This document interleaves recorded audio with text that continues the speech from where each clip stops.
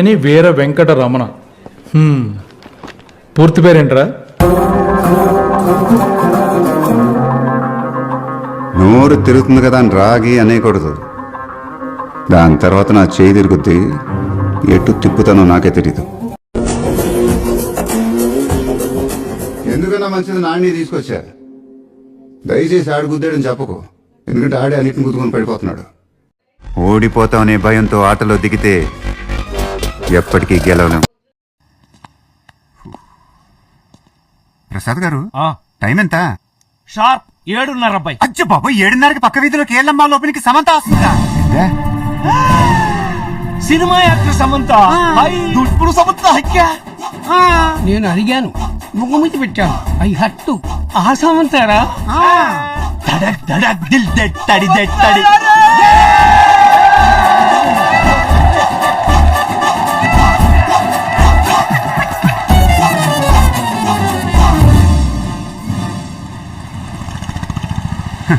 వాడెవడో నన్ను కొండారెడ్డి బుర్చికి ఎలా చేస్తానన్నాడు. ఆడెవడండి? ముందు పరిగెట్టింది ఆడే. ఆడి మీద చేయబడిందో నేను మడిచిని కాదు. ఏదో అంటున్నాడు మా. ఆడనే ఉంటా 10 నిమిషాల్లో వచ్చి నీ ఇంట్లో వాళ్ళందరినీ తగలబెట్టపోతే నా పేరు మార్క్సే కాదు.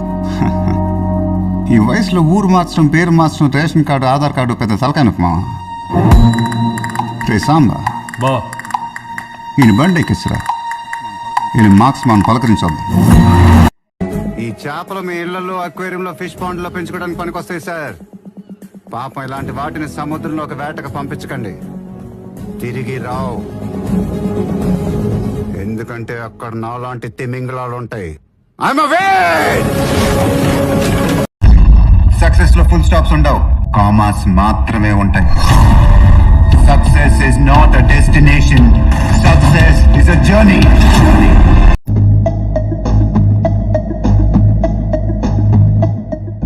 మీరందరూ నన్ను క్షమించాలి. రాజేంద్రనాథ్ గారి విషయంలో నేను అబద్ధం ఆడాను. ఆయన నాకు $10,000 అప్పున్నారనేది నిజం కాదు. ఏం మాడుతున్నావు ఆయన? నువ్వు అబద్ధం చెప్పావా? ఇదేం బుద్ధయ్యా, చూడటానికి చాలా చక్కగా ఉన్నావు. ఈ బ్లాక్ రాజేంద్రనాథ్ గారు నాకు ఇవ్వాల్సింది $10,000 కాదు, 10,000 కోట్లు.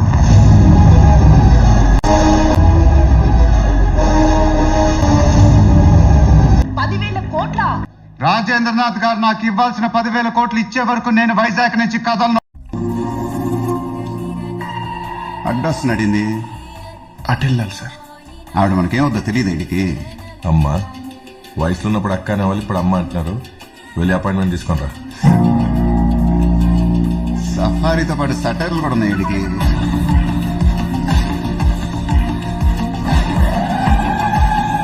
ఏం చూస్తున్నా కొట్టవా? చంపేస్తా.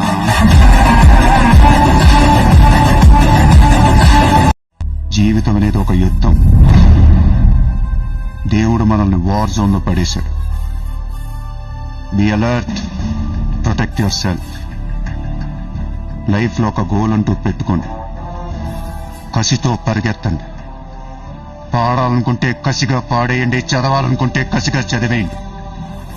లైఫ్ లో ఏ గోలు లేనోళ్ళు మాత్రం వీలైనంత త్వరగా చచ్చిపోండి. మీ వల్ల మాకు ఏ ఉపయోగం లేదు. గుర్తుపెట్టుకో, నీకంటే తోపెవడు లేడిక్కడ. నీకేదనిపిస్తే వచ్చి ఎవడి మాట వినొద్దు, మనిషి మాట అసలు వినొద్దు. నీ టార్గెట్ 10 మైల్స్ అయితే aim for the 11th mile. కార్తే దిమ్మ తిరిగిపోవాలి. చల్. సినిమాల ప్రభావం జనాల మీద ఎంత ఉందో తెలదు, కానీ పంచి డైలాగుల ప్రభావం గట్టిగా ఉంది.